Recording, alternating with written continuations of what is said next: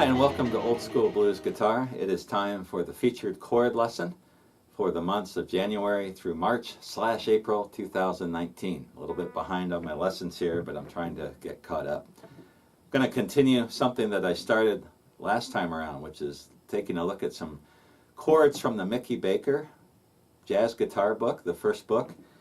And I am no jazz guitar player, and my knowledge of music is pretty primitive. And playing electric blues, I kind of like to keep it that way, but there's times and places where I'd like to learn a little more.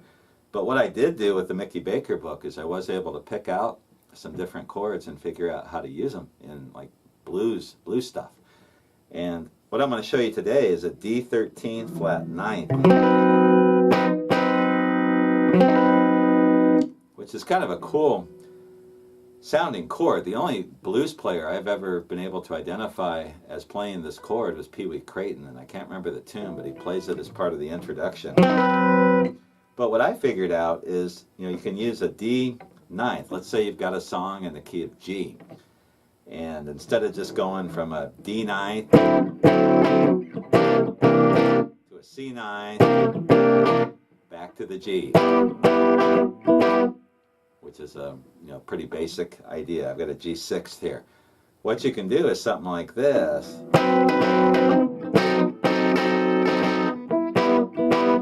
And that little chord sequence is something I picked up out of the Mickey Baker book. There's actually two chords in there. So the first one is this D13 flat 9, and it's really, what I do is think of it like this: take a D shape and just move it over a string, everything over a string. So I've got my first finger on the 4th fret of the 4th string, second finger on the 4th fret of the 2nd string, ring finger on the 5th fret of the 3rd string, and my pinky now stretches to the 7th fret of the 1st string, just like you do with a D13th. So it sounds almost the same, but you hear there's a slight difference there with the flat 9.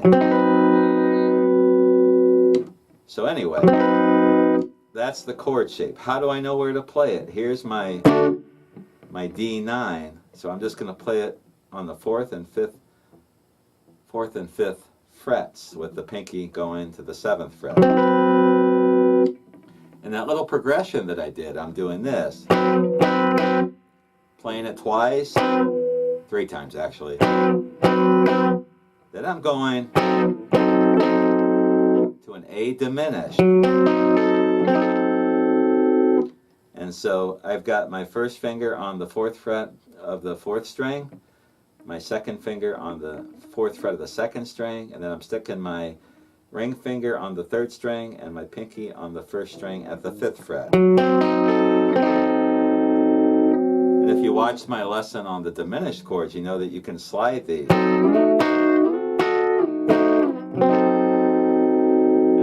Slides, which are 3 frets apart, those are all A diminished, or they work as A diminished.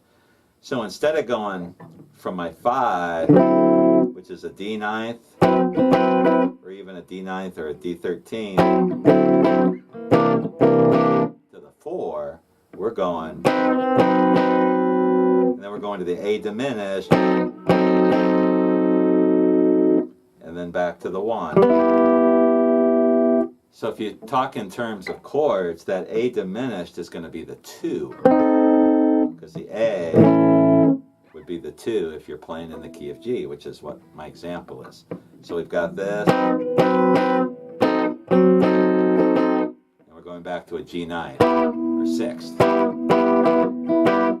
Now that's if you're playing like behind a harp, and you're playing like a little Walter type thing, or maybe a Walter Horton type instrumental, and you just want something different. You could, do this only so much.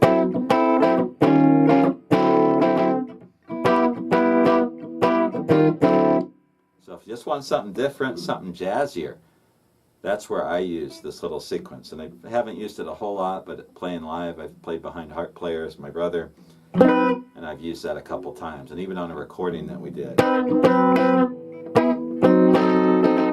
I botched that.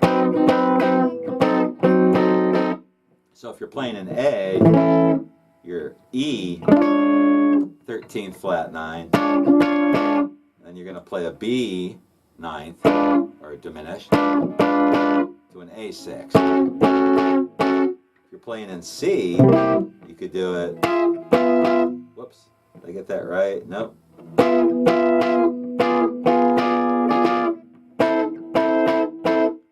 See how it works? Just a little chord sequence that you can use to go from the 5 to the 4 and back to the 1. And that's something I just kind of developed from what I saw in the Mickey Baker book. If you read the Mickey Baker book, he's got all these different chord exercises and sequences of chords. And what I try to do is learn the chords and learn where to play them, and then see if I could just play around with what he's got in that book and see if I could hear anything that I could think, oh yeah, I can put that in here, you know, in a blues song, mostly in a swing type thing or a slow blues. So if you're playing a real slow blues tune, you could play, you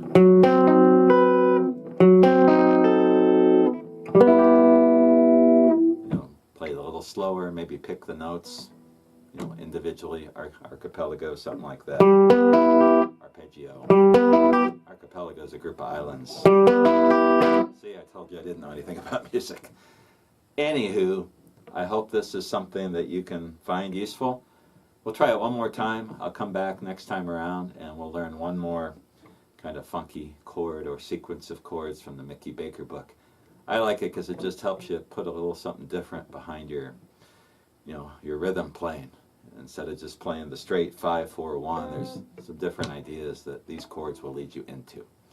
Hope you enjoyed this lesson. I will see you again in a couple months with another featured chord.